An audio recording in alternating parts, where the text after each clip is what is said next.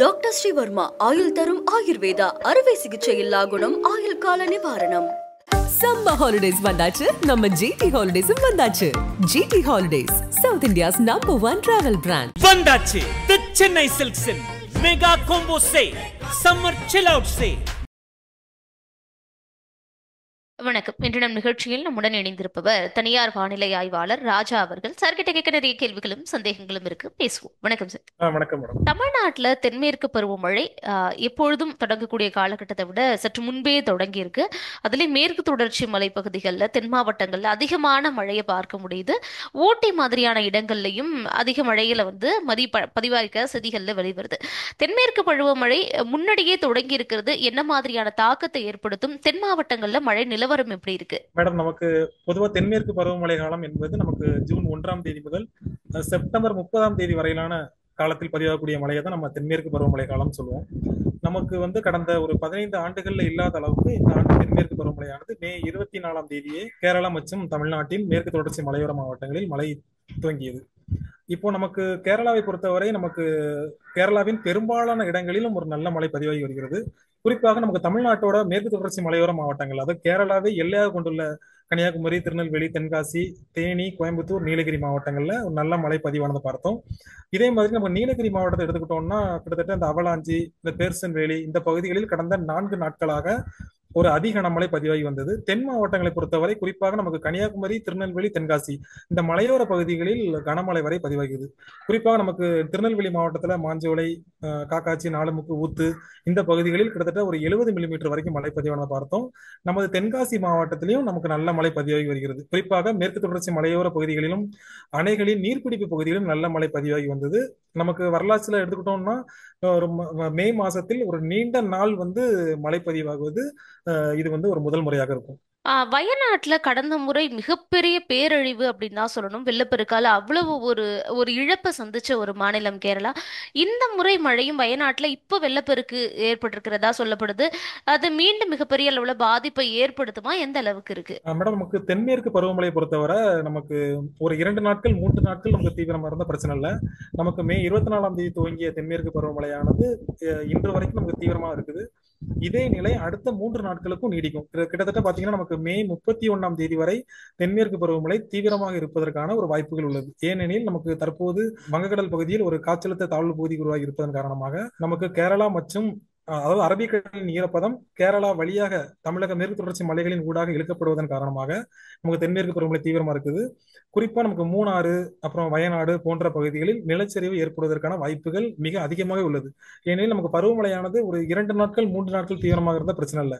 தொடர்ந்து 10 நாட்கள் நமக்கு மழை தீவிரமாக இருக்கும்போது நமக்கு நிலச்சரிவு ஏற்படுவதற்கான வாய்ப்புகள் உள்ளது. ஏன்னா நமக்கு இப்பதான் பருவமழை ஸ்டார்ட் ஆயிருக்கு. இன்னும் நமக்கு மழைக்காலம் முடியறதுக்கு இன்னும் 4 மாசம் இருக்கு. இப்போ வடமேற்கு பகுதியில காற்றழுத்த தாழ்வு பகுதி உருவாயிருக்கிறதா சொல்லப்படுது. அது இன்னும் 48 மணி நேரத்துல ஆழ்ந்த காற்றழுத்த தாழ்வு பகுதியா மாறலாம்னு சொல்றாங்க. அது தாழ்வு மண்டலமா மாறுறதுக்கு வாய்ப்பு இருக்கா? ஏன்னா எப்பவுமே வடகிழக்கு பருவமழையில தான் நம்ம புயல் அப்படிங்கிற வார்த்தையை அடிக்கடி கேள்விப்படுவோம். இப்ப தென்மேற்கு பருவமழையில அதுக்கான சாத்தியக்கூறுகள் ஏதாவது இருக்கா? இப்போ நமக்கு ஒரு குறைந்த காற்றழுத்த தாழ்வு பகுதியா மத்திய வங்கக்கடல் பகுதியில் உருவாகி இருந்தது. அது தற்போது ஆழ்ந்த காற்றழுத்த தாழ்வு பகுதியா மாறி இருக்கு. இது வரக்கூடிய மணி நேரங்கள்ல காற்றழுத்த தாழ்வு மண்டலமாகவும் மாறுவதற்கான ஒரு வாய்ப்புகள் உள்ளது. இது மத்திய மேற்கு வங்கக்கடல் பகுதியில் இருந்தாலும் இது என்ன பண்ணுது அப்படின்னா கேரளாவிலிருந்து, அதாவது அரபிக்கடலில் இருந்து அந்த ஈரப்பதத்தை கேரளா மற்றும் தமிழக மலைகளின் ஊடாக இழுப்பதன் காரணமாக தான் இந்த மழை தீவிரமடையுது. அதாவது புயலால நமக்கு நேரடியான தாக்கம் இல்ல, மறைமுகமான தாக்கம் மழை இருக்குது. இதனால நமக்கு காற்றின் வேகம் நமக்கு அதிகரித்து தான் காணப்படுது. தென்மேற்கு பருவமழை எப்பவும் வரதை விட இப்ப முன்கூட்டியே தொடங்கி இருக்கிறதுனால வேற ஏதாவது அதிகப்படியான தாக்கம், ஏதாவது பாதிப்பு ஏதாவது இருக்குமா? ஏன்னா ஊட்டில எல்லாம் பயிர்கள், கேரட் மாதிரியான பயிர்கள் எல்லாமே நாசமாயிடுச்சு அப்படின்னு சொல்லப்படுது.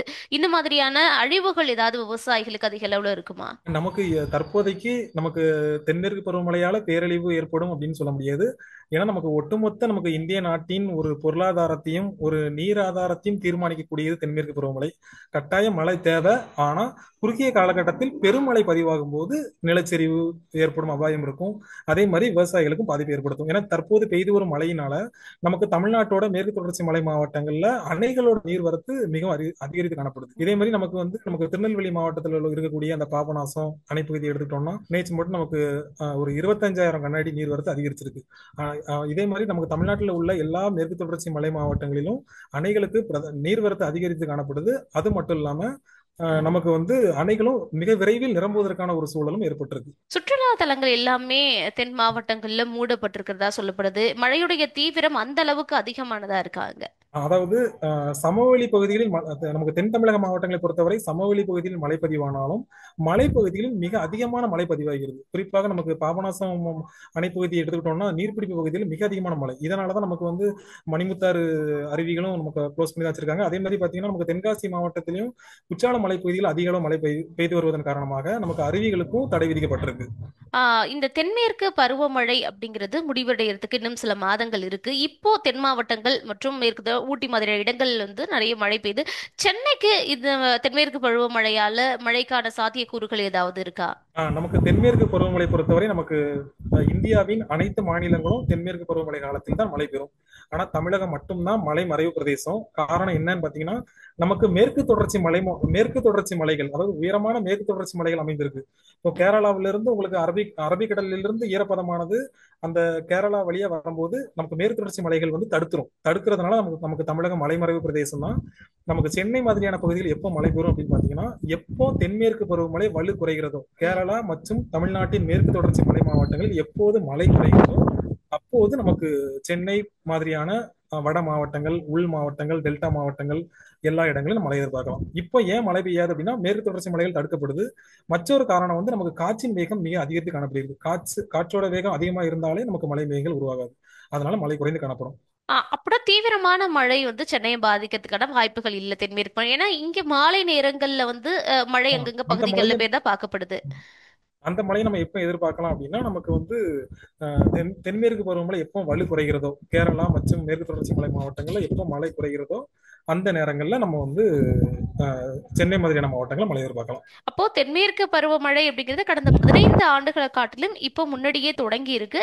இருந்தாலும் இது குறுகிய காலகட்டத்துல அதிக மழை பெய்தா மட்டும்தான் பாதிப்பு பேரழிவுங்கிற இடத்துக்கு போகுமே தவிர மற்றபடி வேற எந்த விதமான பாதிப்புகளும் இல்லை இருக்காது. ஆமா, இப்பவே நமக்கு வந்து மே, ஜூன், ஜூலை இந்த மாதங்கள்ல வந்து நல்ல மழை பெய்து அணைகள்லாம் நிரம்பும் பட்சத்தில் ஆகஸ்ட், செப்டம்பர் மாதத்தில் பதிவாகக்கூடிய மழையினால நமக்கு பாதிப்பு ஏற்படலாம். தற்போதைக்கு எந்த விதமான பாதிப்பும் இல்லை. இவ்வளவு நேரம் நடை கேள்விகளுக்கு மிக நேர்த்தியான தெளிவான பதில்களை கொடுத்ததுக்கு நன்றி சார். ரொம்ப நன்றி. டாக்டர் ஸ்ரீவர்மா ஆயுள் தரும் ஆயுர்வேதா அறுவை சிகிச்சை இல்லா குணம் ஆயுள் கால நிவாரணம். சம்மர் ஹாலிடேஸ் வந்தாச்சு, நம்ம ஜிடி ஹாலிடேஸும் வந்தாச்சு. GT holidays, south India's #1 travel brand. வந்தாச்சு தி சென்னை சில்க்ஸின் mega combo sale, summer chill out sale.